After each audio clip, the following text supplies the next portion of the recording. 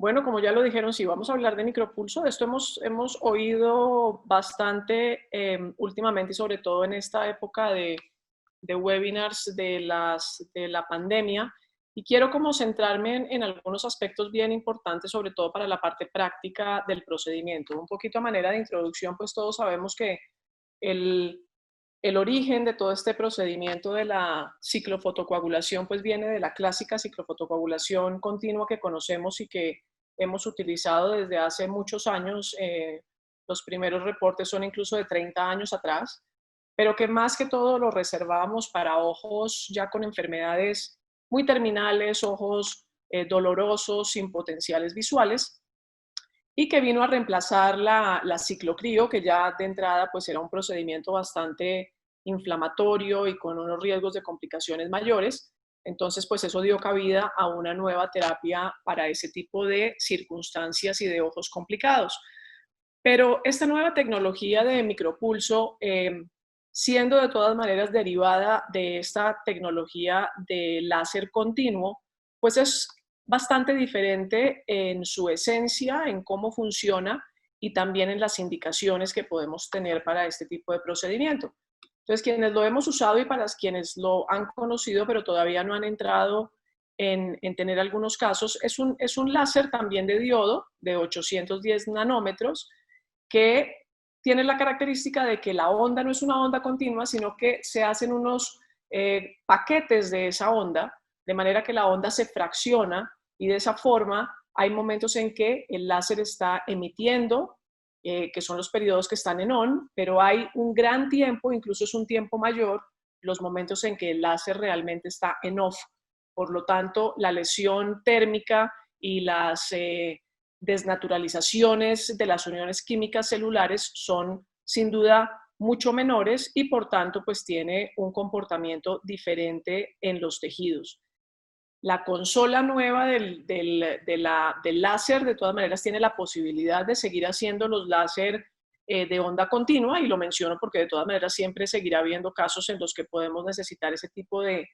tratamiento con la sonda G que conocemos todos para esto.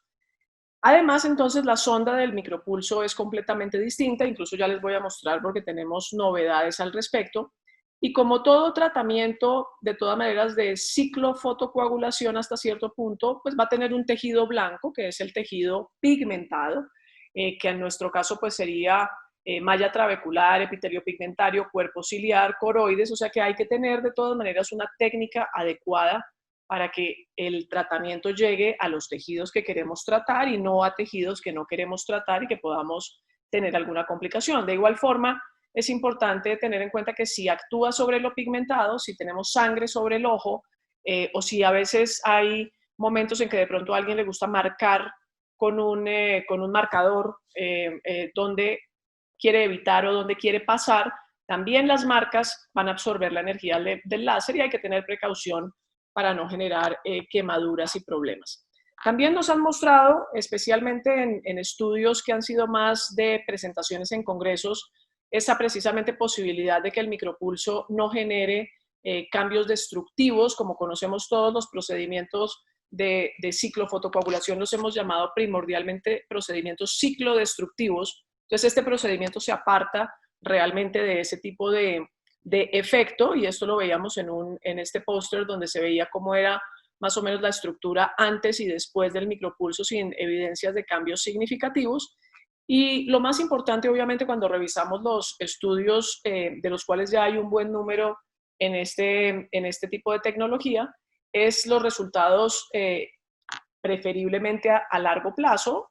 para evaluar no solamente la eficacia, que ha sido realmente bastante buena. La mayoría de estudios reportan eficacias superiores a 30% de reducción, pero sobre todo el tiempo de duración del resultado de éxito en temporadas más a largo plazo, donde también especialmente los estudios que han hecho en Singapur del grupo del doctor Paul Shu nos han mostrado buena reducción de la presión a largo plazo, así como la reducción de los medicamentos, que también es bien importante en cuanto a cuánta medicina usaba el paciente antes del tratamiento y cuántos medicamentos está usando el paciente después del tratamiento.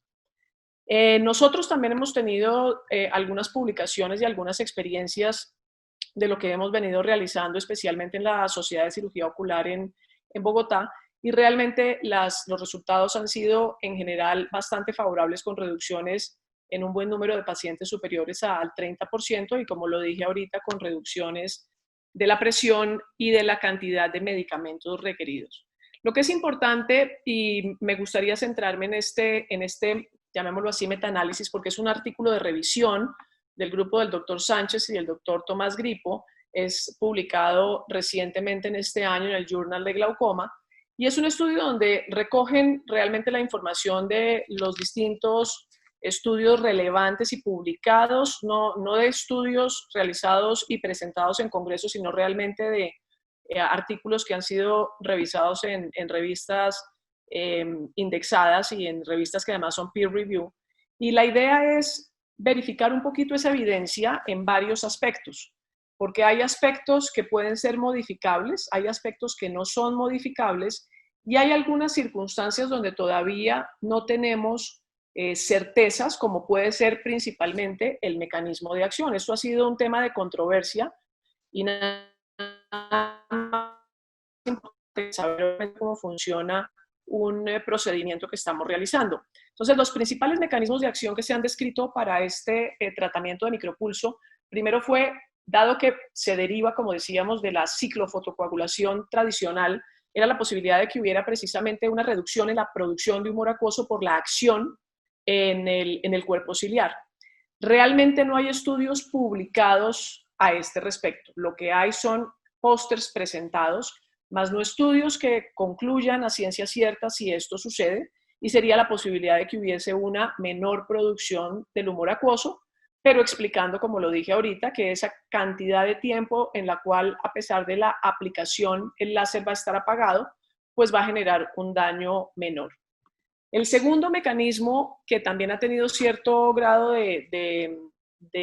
más relevancia probablemente, es la posibilidad de que haya un aumento en el flujo de salida a nivel uveoescleral. Esto de todas maneras es un efecto que no es novedoso, esto se vio incluso en la ciclofotocoagulación continua en los años 90, y en estudios a través de OCT se veía que los pacientes, que en algunas series de pacientes tratados, porque esto realmente son series de casos, tampoco es una evidencia de una clase científica alta, era que había un aumento en el espesor coroideo de estos pacientes, lo que promulgaba esa posibilidad. Y uno de los efectos de los mecanismos de acción de los cuales tal vez más se le ha dado relevancia en los últimos tiempos es el propuesto por el doctor Murray Johnston,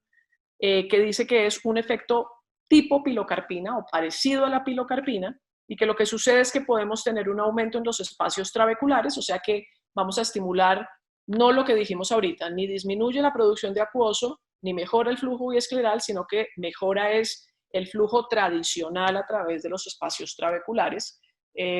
expandiendo además también el canal de Schlemm, y de esa manera pues facilitando, llamémoslo así, ese flujo de drenaje. Estos son tal vez el resultado de esos estudios. Esos estudios del doctor Johnston además no son en seres humanos, son en primates. Es una serie de casos de esos primates donde lo que hacían era exponer algunos de los ojos, o era una sección del cuerpo ciliar. Aquí ven cuerpo ciliar, esclera, y donde está la cabeza de la sonda, y algunos ojos los exponían a poderes altos, como en este caso 3000 milivatios de poder, y a un tiempo de duración de 2500 milisegundos. Lo que podemos ver acá es que cuando el haz de luz cruzaba la esclera y llegaba a ese cuerpo ciliar, lo que sucedía es que los haces del cuerpo ciliar musculares se contraen, se blanquean y no regresan, o sea, no tienen como un rebote a su posición normal, sino que genera realmente pues una lesión, más lo que conocemos como una lesión coagulativa. Mientras que por el contrario, si esas mismas secciones las exponíamos a un poder como el que usamos tradicionalmente, probablemente en los tratamientos que hacemos de alrededor de 2000 milivatios, pero a un tiempo de duración muchísimo menor, en este caso de 125, lo que sucede, como pueden ver, es que se contrae la sección del cuerpo ciliar, pero rebota, por decirlo así, se elonga nuevamente y no se produce ese blanqueamiento que se producía en en los otros casos cuando se utilizaban poderes y tiempos más largos. La técnica pues va a depender, va a generar una relación importantísima de cuál va a ser el efecto que vamos a tener. Y ahora tal vez eso va a cambiar un poco cuando tengamos la nueva sonda que les voy a mostrar ahorita, pero para quienes creo que casi muchos de nosotros en Latinoamérica todavía tenemos la sonda original P3, es que la localización de cómo ponemos la sonda sobre el ojo es muy importante, no solamente por la orientación de la sonda con respecto a que la muesca que tenemos en uno de los bordes de la sonda es la que tiene que ir hacia el limbo y la parte plana es la que va hacia el fornix, sino además la distancia del limbo. La idea es no montarnos sobre la córnea, sino tener un espacio como lo podemos ver allí, tener una sustancia viscosa de acople entre la superficie ocular y la sonda es importantísimo para que realmente podamos emitir el láser de una manera adecuada y dirigirlo al sitio que queremos. Además de eso, en este caso con este tipo de sonda es como si estuviéramos dirigiendo la sonda hacia el centro del ojo y alrededor de más o menos 4 a 5 pases de tratamiento se hace, pero esto también es variable porque dependerá de si estamos tratando un hemisferio o si estamos tratando por cuadrantes, como en algunos casos lo hacemos.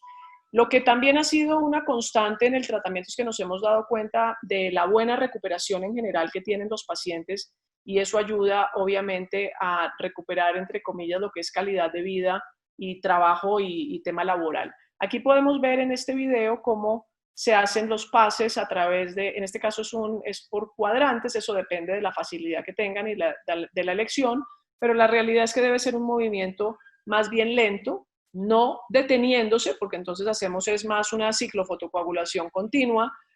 sino pues haciendo ese movimiento de barrido que conocemos con la sonda que se desliza bastante fácil.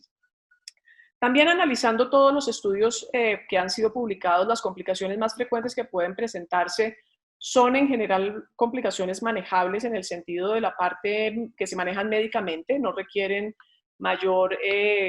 tratamiento y son la posibilidad de hemorragias subconjuntivales que son propias incluso a veces del mismo deslizamiento de la sonda y de la presión que hacemos. Tener leveritis, la midriasis transitoria la hemos relacionado mucho con haber tenido un tratamiento a veces un poco erróneo en el sentido de irse sobre la córnea y recordar que hay que evitar muy bien las zonas 3 y 9. La inflamación generalmente es muy limitada, la hipotonía es muy rara y aunque hay casos reportados, y ahorita lo veremos en qué tipo de circunstancias es también un tema raro, el edema macular cistoide está reportado aunque también en una muy baja frecuencia, y la pérdida visual también ha sido reportada, pero afortunadamente también en casos muy contados. Entonces, la técnica es solamente lo importante, los parámetros son importantes, sí, no hay una receta mágica de qué parámetros debemos usar. Hay unas variables que nosotros podemos controlar, como es obviamente el poder, como es la duración. El duty cycle, que es el tiempo de funcionamiento de la máquina, está fijo a 31.3%. Y hay un tiempo que es cuánto nos demoramos nosotros en el movimiento. Por eso no es tampoco estandarizado. Hay movimientos rápidos y hay movimientos lentos dependiendo de lo que esté haciendo el cirujano. Entonces, a los estudios que hay con respecto a este tema de parámetros, hay unos estudios a baja energía, que es cuando utilizamos generalmente menos de 100 joules, que es, por ejemplo, un tratamiento muy estándar, 160 segundos, lo que quiere decir que son 80 arriba y 80 abajo, a un poder de 2 vatios y el mismo duty cycle, que es generalmente lo que mucha gente hace, y la eficacia es moderada, puede ser un 30%, que no es malo, pero son los que más muestran una tasa de necesidad de retratamiento. Hay estudios de energía intermedia, no hay muchos estudios reportados, realmente apenas 4 encontrados de buena calidad, y son estudios donde lo que varía primordialmente es, como decíamos, la energía y sube más o menos a 2.5 vatios. La eficacia es mejor, pero también la tasa de retratamiento es menor. Y hay otros estudios que son a alta energía, y esto básicamente hay muy pocos, especialmente un estudio de la doctora Marlene Moster, y el problema que tiene este tipo de tratamiento a alta energía es que aunque la reducción de la presión puede ser mucho más dramática y positiva en cuanto al porcentaje, realmente la tasa de complicaciones es mucho mayor. Entonces, estos son esos tipos de tratamientos que es mejor repetir en la medida de lo necesario, de manera que sea como por sesión. Entonces es un efecto que puede ser dosis dependiente, por lo tanto no tenemos todavía ningún parámetro ideal. La mayoría de los estudios que nos muestran, como dije, posibilidades de éxito y de menor tasa de complicaciones buenas son estudios que usan una energía intermedia, como la que mencioné ahorita, pero con una tasa de seguridad bastante buena. Entonces hay cosas que no son muy estándar y es la posición de la sonda, el agente de acople y el contacto con la esclera, como acabo de decir, el tiempo que nos demoramos barriendo sobre la superficie del ojo. Muchas veces la anatomía, si tenemos ojos que tengan anatomías donde el cuerpo ciliar no estamos muy seguros dónde está, o los tejidos pigmentados, qué tan pigmentados son o no. Por eso por raza también es mucho más la captación de los tejidos de la raza negra y hay que tener precaución con los poderes que utilizamos, de manera que hay cosas que no son tan estandarizadas. Entonces, en la evolución del paradigma del tratamiento del glaucoma, esta tecnología de micropulso la hemos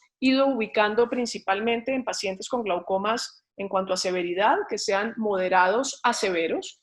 Todavía hay falta de un poquito de evidencia de lo que son los casos leves, aunque evidentemente es algo que irá saliendo más a largo plazo. Y después de una trabeculoplastia láser realmente cabe la posibilidad de plantearse este tipo de tratamiento dependiendo de la circunstancia de cada paciente y de ojos en donde eventualmente no podamos, por circunstancias propias del paciente, hacer cirugías más complejas. Esta es la nueva sonda que les iba a mencionar. Esto fue lanzado en el Congreso de la Sociedad Americana de Glaucoma a principios de este año. Como pueden ver,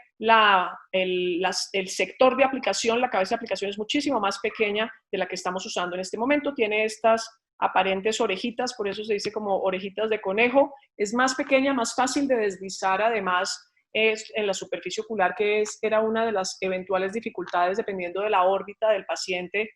Y los parámetros van a cambiar. Entonces vamos a tener que hacer una experiencia sin duda en este tipo nuevo de sonda porque lo que se ha visto en las personas que ya han tenido esta experiencia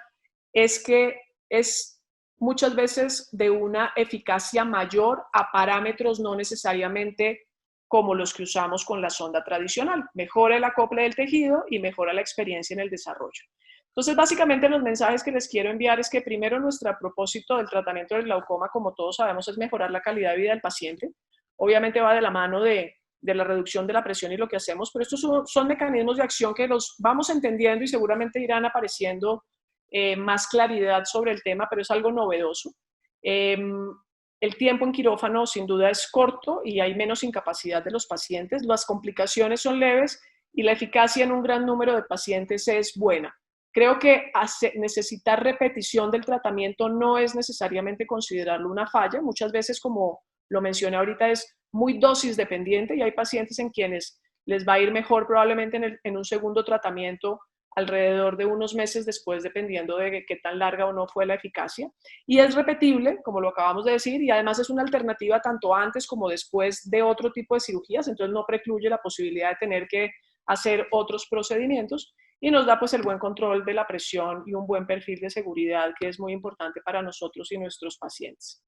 Con esto termino mis mensajes. Muchas gracias. Y tengo una última pregunta para la doctora María Fernanda Delgado. Mafe, entiendo que